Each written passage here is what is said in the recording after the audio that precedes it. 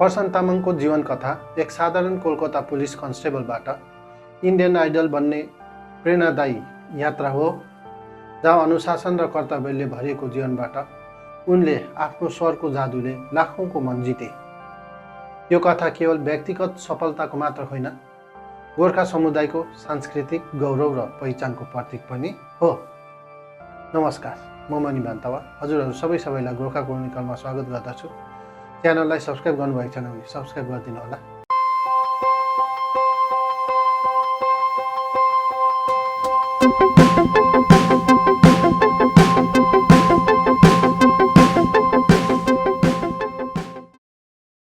प्रशान्त तामाङको जन्म 4 जनवरी 1983 मा दार्जिलिङमा भएको थियो, तर उनको बाल्यकाल सहज थिएन।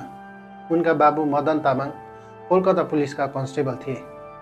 उनको पिताको दुर्घटनामा निधन भएपछि परिवारको जिम्मेवारी प्रशान्तमाथि आयो। स्कुल छोडेर उनले बाबुको ठाउँमा कोलकातामा पुलिस कन्स्टेबलको जागिर लिए। कोलकाता जस्तो व्यस्त सहरमा पुलिस कन्स्टेबलको जीवन सजिलो भने थिएन। लामो ड्युटी, कडा अनुशासन। तर यसै बीच पनि प्रशान्तले आफ्नो सङ्घर्षप्रतिको प्रेम कहिले गुमाएन। उनी वेस्ट बेङ्गल पुलिस अर्केस्ट्रामा सामेल भएर आफ्नो उत्कृष्ट स्वरले साथीहरूको मन जिते। केही साथीहरूमा गएर उनको अद्भुत स्वर पहिलो पटक चिनिन थाल्यो।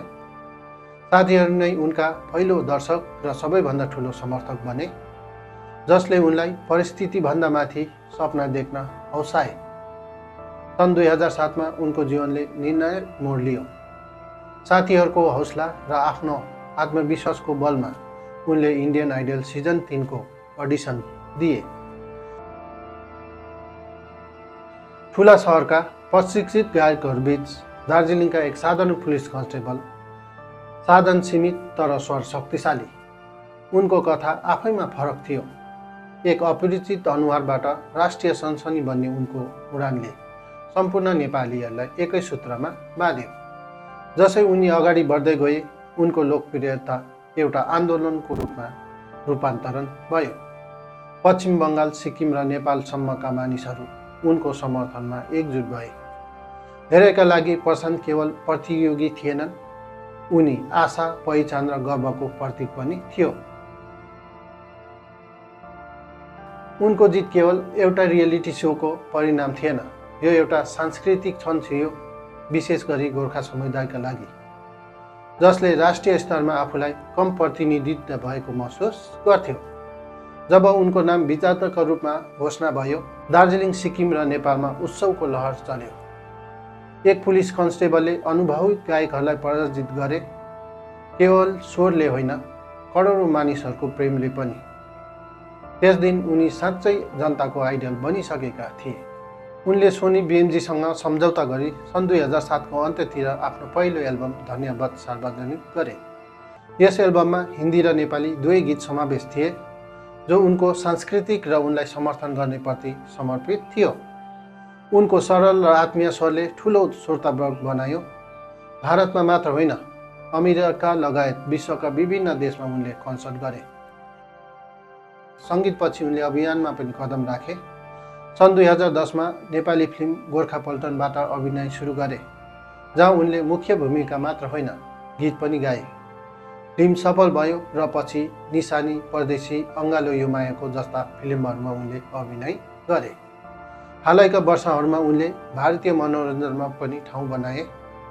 पातल लोक सिजन 2 मा स्पाइनर डेनियल अचोको भूमिकामा उनको अभिनयलाई सबैले तारिफ गरे। उनी सलमान खानको आगामी फिल्म ब्याटल अफ गलवानमा पनि प्रमुख भूमिकामा थिए, जो यसै साल 2026 मा रिलिज हुन्छ। तर यो यात्रा अचानक रोकियो।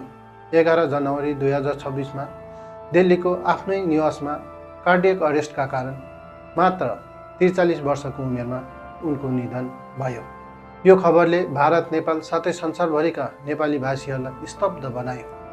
प्रशान्त तामाङको विरासत एल्बम वा फिल्ममा मात्र सीमित छैन। उनले गोर्खा समुदायलाई राष्ट्रिय मतमा चिनाए, नेपाली भाषा र संस्कृतिलाई सम्मान दिलाए। दार्जिलिङ, सिक्किमका सङ्गीत शिक्षकहरू अझै पनि उनको कथाले विद्यार्थीहरूलाई प्रेरित गर्छन्। प्रशान्त तामाङको जीवनले देखाउँछ, सपना टाढा भए पनि साहस र समुदायको समर्थनले सबै सम्भव हुन सक्छ। उनको स्वर अब मौन छ, तर उनको कथाले पुस्तौँ पुस्ता प्रेरणा दिइरहने छ। तपाईँलाई प्रशान्त तामाङको कुन गीत वा फिल्म सबैभन्दा मनपर्छ कमेन्टमा पक्कै पनि लेखिदिनु होला। साथै यो कथालाई धेरैभन्दा धेरै सेयर गरिदिनु होला, साथै लाइक पनि गरिदिनु होला। अनि च्यानललाई सब्सक्राइब गर्नुभएको छैन भने सब्सक्राइब गरिदिनु होला।